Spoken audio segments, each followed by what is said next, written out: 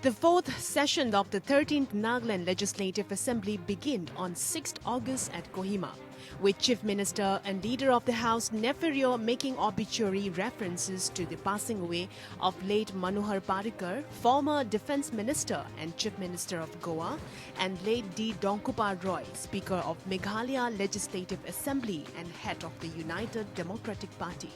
Nagaland Speaker Vikho Yosho made obituary reference to late Rokonika, former Deputy Speaker of Nagaland Legislative Assembly. On the first day of the three-day session, the Assembly introduced two government bills on Nagaland, protections of interests of depositors in financial establishments, Amendment Bill 2018 and Amity University Nagaland Act 2011, Reappeal Bill 2019. The consideration and passing of the said two bills shall be taken up on August 8th.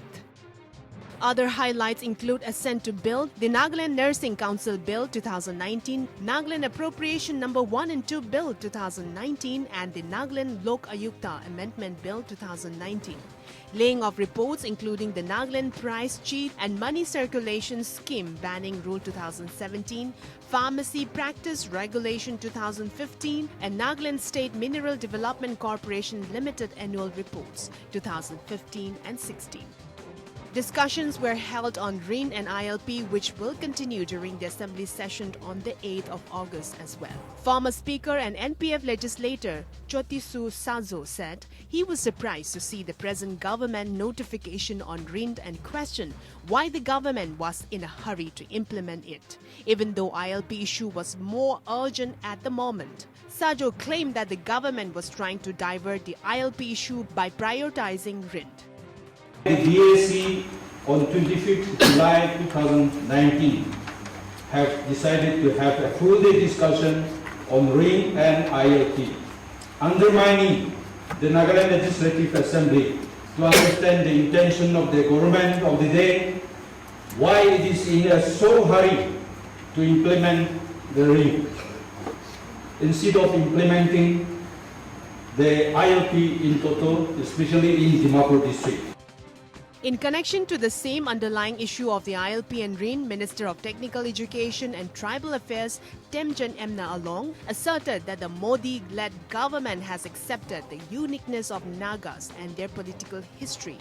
And on the scrapping of the Article 370 that gives special status to Jammu and Kashmir by the BJP-led government at the centre, he also said, Scrapping of the Article 370 and 35A of Jammu and Kashmir, we know for certain that that is a different situation and a case. The registration of indigenous inhabitants of Nagaland has been proposed to have a commission for RIN by the PDA government, notwithstanding or undermining any other Naga brothers or sisters from outside Nagaland. It may be noted that Nagas of Nagaland and their land and resources are protected under Article 371A of the Indian Constitution. While Sharingain Longkumer, a 37-year-old from the Ungma village, was elected unopposed and unanimously as the Deputy Speaker in the fourth sessions of the 13th Nagaland Legislative Assembly. He was elected recently in the by-election for the 26th Aulongdeng Assembly constituency under Mukokchung district. Sharingain, who successfully contested the by-election on 23rd May 2019 on NDPP ticket, is an advocate by profession. Sri Sharingain Longkumer, elected to be the member of the 13th Nagaland Legislative Assembly in the by-election in the 26th Nagaland Assembly constituency on the 3rd, 5th, 2019. The Deputy Speaker was necessitated following resignation of Zalio Rio from the post.